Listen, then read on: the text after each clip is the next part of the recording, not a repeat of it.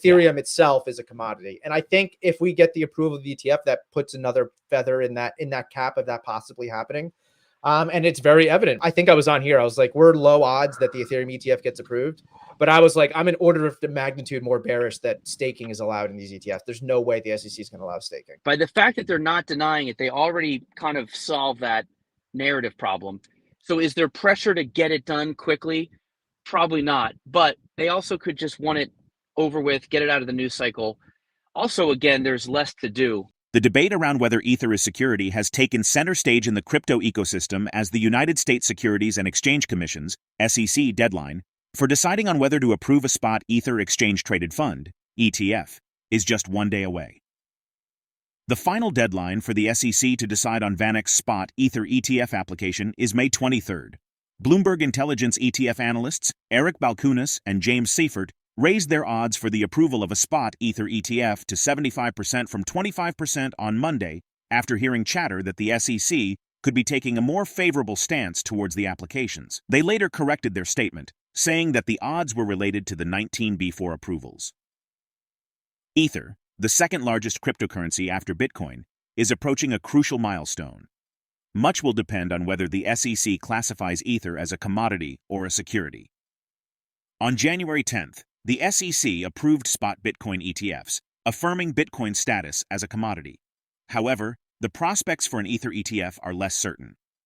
The SEC's ongoing scrutiny of whether ETH qualifies as a security has led many analysts to adopt a more pessimistic view regarding the chances of the ETF's approval. Let's delve into the video to gain further insights with Bloomberg Intelligence ETF analysts EricBalchunas and JamesSeyffart. Before we begin, please consider subscribing to the channel and hitting the bell icon to stay updated with our latest content. I believe, and James can correct me, I think a lot of the assets are sort of BYOA anyway.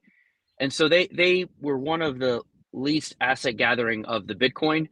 And if their projections are anywhere close to ours, which is 10 to 15%, James might be a little more bullish. And I would also say I'm with Eric. He said 10 to 15%. I think 20-ish% of what we saw Bitcoin, maybe a little more. Ethereum is 30% of the market cap of Bitcoin. I think the demand will be less than the demand in the regular market for a multitude of reasons. And I honestly, I don't fully, like you guys said, I don't fully blame Valkyrie because particularly without staking, I think this is a harder sell than Bitcoin. As far as dates, tomorrow is the deadline for VanEck. The day after is the deadline for ARC21 shares. I don't think it matters when your deadline is, as long as you're in. Based on what I'm hearing, it's going to be the same way that they handle things with the Bitcoin ETFs, the same way they tried to handle things with the Ethereum ETFs. Everyone's going to get approved if you're in and you meet the SEC requirements for these 19B4 filings. The difference here is that with Bitcoin, one thing that we talked about in November timeframe before that January approval was there's a possibility they could approve these 19B4s, and then it could take weeks to months before we see these S1s or prospectuses signed off. So you need two divisions of the SEC need to sign off on this. Trading and Markets does the 19B4s. That's what we're talking about right now. But the Division of Corporate Finance needs to sign off on the S1s or prospectuses, offering documents, whatever words you want to use. They did those in conjunction with each other from October through January for Bitcoin. They haven't started any of this as far as I'm concerned. Now you can make the argument that real quick, the futures, you have Ethereum futures done already. You have spot Bitcoin, so there's some overlap, but I'll let Eric chime in here. Yeah, the corporate finance team had no heads up. And so the question is how much pressure is on them to get this done? The other question is how much energy do they have to do this again?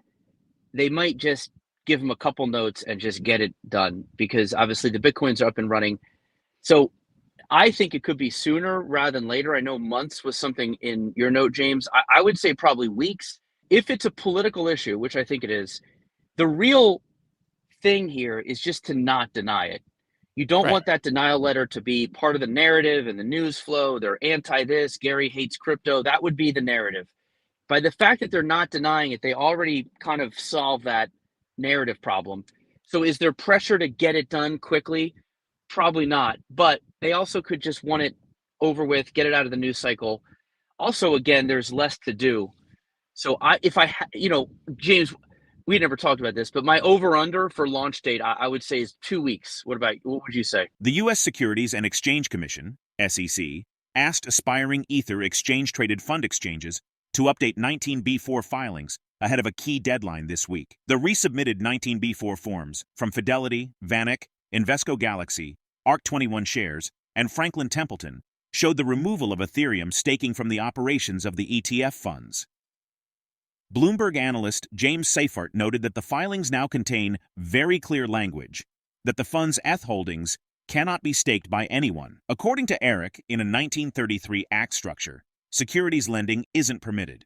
This restriction, as seen in unit trusts like SPY, the largest ETF, means they cannot lend out securities to earn revenue. This legal limitation could be one reason the SEC is hesitant to approve certain ETFs, viewing them as an added risk in this new tracking mechanism. Now, let's redirect our attention to a video. In a 33 Act, you can't do securities lending, which is a kind of a wonky thing. Like SPY, the biggest, is it's a unit trust. And long story short, in 33 Act, you cannot lend out the securities to get security lending revenue in stock, like in anything. So they just can't do it legally. And I don't know if that's only the reason they won't allow it, or if there's another reason because they just feel like that adds extra risk to this new thing they're tracking. But either way, I think it would be a non-starter just in the specific vehicle they're in the act they're under. That's my take on it. But I don't know, James, you got anything else? Yeah, I would say the other part of this is I think if the SEC wanted to allow it in the SEC I think legally they could have done it as long as the SEC okayed it. But based on all the other SEC actions, Coinbase, Kraken, they are not okay with staking. I said this like very early in May, maybe even in April. I started saying I had this pet theory that everyone was talking about that. You remember the narratives like the consensus lawsuit and all this stuff, and that the SEC is going to deny the Ethereum ETFs and call them a security. I was very vocal in saying, like, I don't think they're going to do that. That puts them at war with the CFTC. I think they're going to find another way to deny these ETH ETFs. And I think they're going to try to thread a needle. I think what they're going to say, I still think they might try to say this, is that stake ETH is a security. You're expecting returns, what have you, yada, yada, yada. But Ethereum itself is a commodity. And I think if we get the approval of the ETF, that puts another feather in that cap of that possibly happening. And it's very evident. We can I wasted an hour and a half of my life yesterday looking through the changes between the 19B4s that were filed and the amendments. And the only real thing I saw change, there was a bunch of stuff, but the only thing substantial was removing staking. Some language change here and there, but it was removing staking was the main thing. And honestly, I think I was on here. I was like, we're low odds that the Ethereum ETF gets approved. But I was like, I'm an order of the magnitude more bearish that staking is allowed in these ETFs. There's no way the SEC is going to allow staking. It just didn't seem right to me. That said, I've got it from like multiple sources, as Eric kind of hinted, that even the SEC staff was caught off guard. I've heard anecdotally that there were some people that didn't know this was happening until like after our tweets that Eric put out when the market went wild. So there were people at the SEC that didn't know this was going on. This really happened. It sounds like sometime late last week where this was a change. I think it's possible, even likely, that if a denial order wasn't at least outlined or somewhat written, possibly fully written before this change happened late last week. Like you talk about this is so different from the spot Bitcoin raise, right? We went to 90% in early October. Like this movement, everything that started happening in October, we didn't get approvals till January 10th. Like the fact that this stuff is happening 3 days before this 19B4 deadline, I think is being lost by some people in the crypto crowd, the .eths of the world, if you will. Like this is 11th hour, like crazy stuff. Obviously some people were somewhat prepared for this. They were kind of ready for it. They had to be ready for it, but everyone was relatively caught off guard. I talked to some people that were like, I can't believe this is actually happening. The prospects of the Securities Exchange Commission, SEC, approving spot Ethereum ETFs appeared bleak going into this week. Observers cited the regulator's lack of engagement as a worrying sign. Last week, Coinbase analyst David Hahn took the then contrarian viewpoint that the market may be underestimating the timing and odds of a potential spot Ethereum ETF approval, citing the correlation between CME futures and spot exchange rates, a rationale used to approve the spot Bitcoin ETFs, but warned that spot Ethereum ETFs that included staking elements were unlikely to be approved. We welcome your insights in the comments section below. If you found this content valuable, don't hesitate to give it a thumbs up, and don't forget to subscribe to stay informed. Thank you for joining us on this journey.